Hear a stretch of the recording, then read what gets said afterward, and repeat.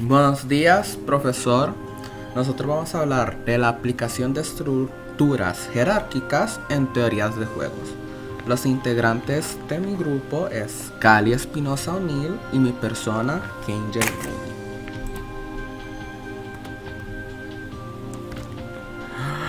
Para hacer una breve introducción a nuestro tema, vamos a hablar un poco sobre los árboles de decisiones en teorías de videojuegos.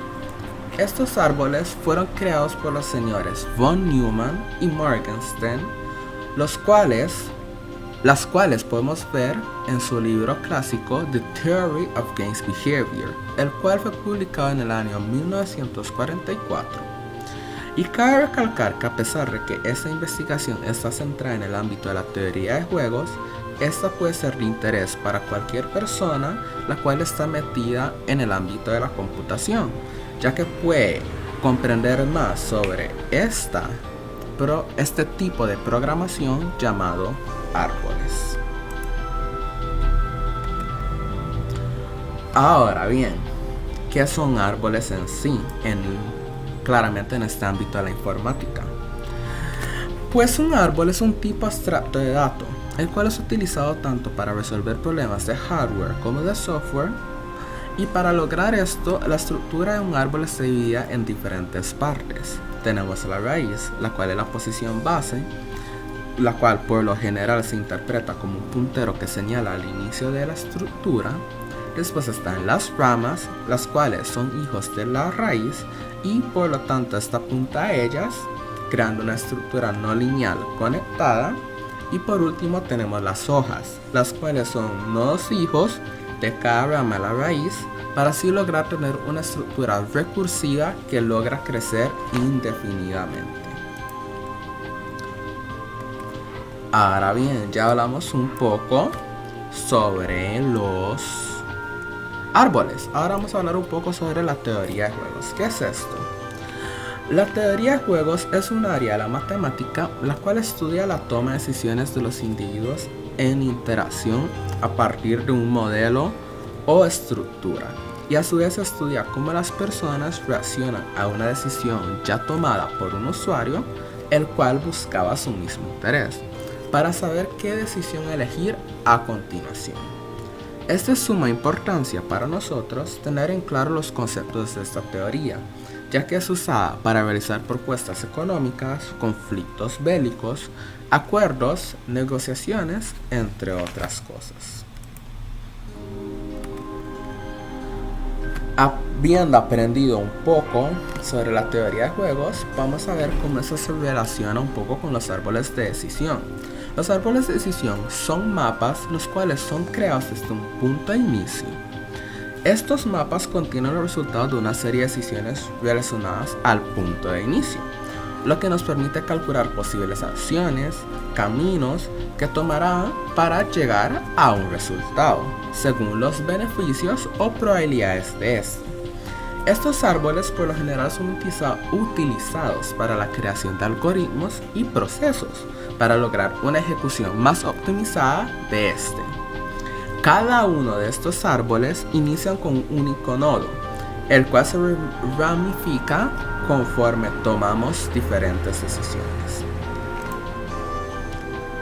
Ahora vamos a hablar un poco sobre los nodos de estos árboles. Tienen tres tipos. Primero tenemos los nodos de probabilidad. Los nodos de probabilidad son nodos los cuales su resultado es incierto o aleatorio. Se representan, mejor dicho, por lo general con un círculo. Después tenemos los nodos de decisión. Estos por como su nombre indica, son nodos en los que se toma una decisión de qué camino tomar. Dependiendo de la elección, se creará un nuevo camino y el nodo tendrá nuevos hijos. Se representan por lo general con un cuadrado. Y por último están los nodos terminales, los cuales también son conocidos como hojas, son un posible final del recorrido del árbol de decisiones o un resultado de este, y se representan como un triángulo. Buenas, ahora es mi turno de hablarles sobre cómo es que usamos estos árboles de decisión en este contexto de teoría de juegos. Vamos a ver, usos en el desarrollo de este software. Empecemos hablando de la representación gráfica. El uso principal que se le da a estos árboles de decisión en teoría de juegos es para graficar árboles que nos permiten conocer los posibles resultados de las jugadas. Estos son ejemplos de árboles de decisiones en teoría de juegos. Los árboles de decisiones pueden variar mucho entre juegos. Un ejemplo de decisiones complejo se puede ver en este mismo árbol que estamos viendo, que es un árbol min-max de un juego llamado Tic-Tac-Toe, que se puede ver cómo el juego va avanzando y cómo el mismo algoritmo va viendo cuáles son todas las posibles jugadas que puede hacer el jugador y responder a ellas.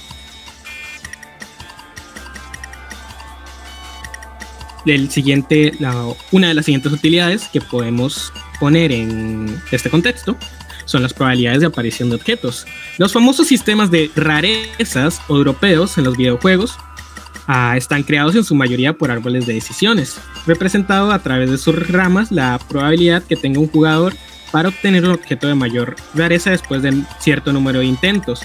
El ejemplo que estamos viendo ahorita mismo es del famoso juego llamado Fortnite, donde cuando abrimos un cofre tenemos obviamente una cantidad del 100% de que nos dropee algo, lo que sea.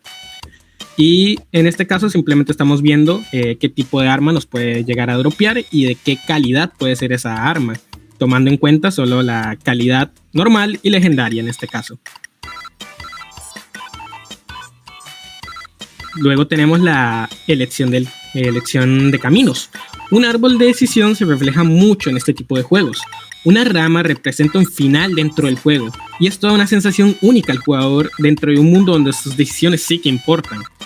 Incluso en muchos juegos, dependiendo del bando que seas, la IA, o sea, la inteligencia artificial, puede actuar de manera distinta. Esto se va a detallar mejor en este siguiente punto. Un ejemplo de esta implementación se da en el juego Shadow the Hedgehog, que es un juego de la PlayStation 2, pero básicamente podemos ver en la imagen que, por ejemplo, podemos seguir el camino, por ejemplo, vamos a llamarlo giro, como dice aquí, y podemos seguir todo el camino giro o podemos hacer una bifurcación yendo por el camino Dart o yendo por el camino normal, y eso nos va a dar un final distinto frente a todas nuestras opciones. Okay. Y por último tenemos la posibilidad de crear inteligencias artificiales capaces de crear jugadas complicadas, lo cual se mencionó ligeramente hace 2 puntos atrás. Pero bueno, se puede considerar que realizar una larga lista de buenos ejemplos puede tomar mucho tiempo al momento de realizar pruebas. Podemos obtener datos de entrada de jugadores expertos que ellos consideren importantes al momento de aplicar el aprendizaje automático en algún videojuego. También se puede considerar datos de entrada que proporcionan otros sistemas de inteligencia artificial o considerar datos de juegos similares. Ahorita mismo estamos viendo un árbol de decisión donde un non-player controllable, o sea, un NPC, los que tengan un poco de conocimiento sobre videojuegos sabrán a qué me refiero, pero básicamente jugadores que controlan la máquina. Dependiendo del tipo de lealtad que tengamos hacia ese NPC, si es nuestro amigo, el programa va a verificar nuestra salud y si está llena la va a ignorar, si está en medio o baja nos va a curar, si es neutral solo nos va a curar en caso de que nuestra vida esté muy baja, y si es enemigo, en vez de curarnos o hacernos algún favor, nos va a atacar intentando matarnos.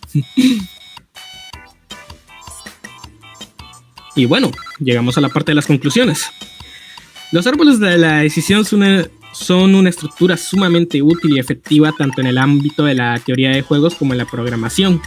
Incluso aunque no supiéramos o no estuviéramos tan interesados en la teoría de juegos, se puede aprender bastante a través de la teoría de juegos viendo cómo funcionan estos árboles dentro de este contexto, dándonos un mejor entendimiento que incluso puede resultar, digamos, más digerible que, por ejemplo, pues tal vez escuchar una clase magistral.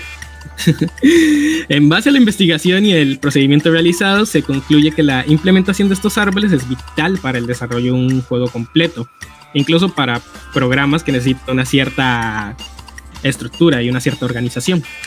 Además de este conocimiento, no es solo aplicable en videojuegos, como se mencionó antes, sino que también es aplicable a otras ramas, como lo puede ser la política, las ciencias, entre otras ramas. Una recomendación que podemos dar y que se podría tomar en cuenta para próximas investigaciones sería profundizar en el tema de árboles de decisión en el desarrollo de videojuegos, ya que apenas hemos visto la punta del iceberg de lo que se puede hacer con los árboles de decisión en este contexto. También podemos recomendar árboles de decisión en el desarrollo de la inteligencia artificial, un tema muy interesante, y árboles de decisión en el desarrollo software. Sin más, muchas gracias por toda su atención y les agradecemos por habernos estado viendo.